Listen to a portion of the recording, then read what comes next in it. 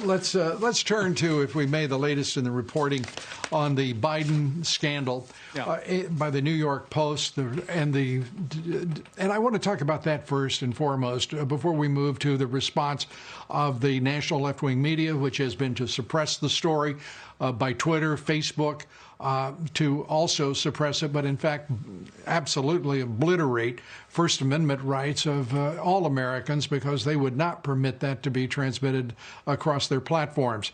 First, your reaction to the reporting of the New York Post revealing all sorts of deals, and I would say backroom deals, but it may be darker and more sinister even than that. Well, we just stand for the principle the American people have a right to know what's going on here. The Director of National Intelligence today, I know, made it clear that there is no evidence to suggest that the information on that computer reported in the New York Post is a result of any disinformation campaign. And the American people have a right to know about the business dealings of the Biden family. I mean, Lou, we just spent the last 3.5 years where the Democrat nominee in 2016 had worked with a foreign entity to try and dig up dirt on President Trump. And I don't remember the media shutting off access to that information. The American people looked at it. We went through the ordeal of 2.5 years of investigations until we found there was no obstruction, no collusion, case closed. But now it just seems like all the pundits, present company accepted, and a few others on the Fox networks, notwithstanding, they're all looking the other way. And I just don't get it, Lou. The stakes in this election couldn't be higher. The choice couldn't be clearer. The American people have every right to know about Joe Biden and his family, and to get answers. And it's time for Joe Biden to step up and start answering questions of the American people about what was going on before, during, and after his service as vice president.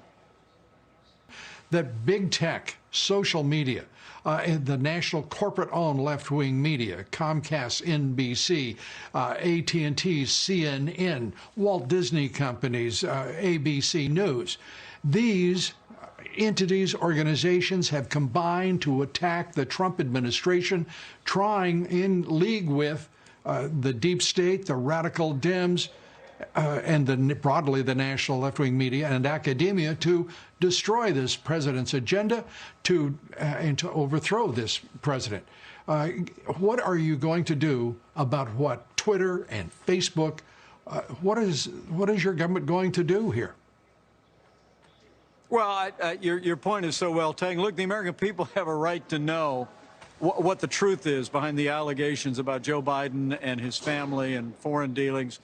But I have to tell you, of equal importance is not only the silence by most of the mainstream media, the lack of interest in this story at all, but the fact that you have major social media companies that have literally been blocking access to the New York Post story. I mean, that's an outrage. The American people believe in the freedom of speech, freedom of expression, and the freedom of the press.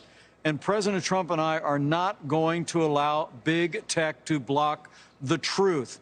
I promise you, with 4 more years of President Donald Trump in the White House, we're going to take strong action to ensure the free flow of information, not only across the airways of this country, but across the internet in this country. It should be an outrage to any American, left, right, or center, that you have Facebook and Twitter in recent days that have literally blocked access to the American people to read a story, to evaluate it for themselves.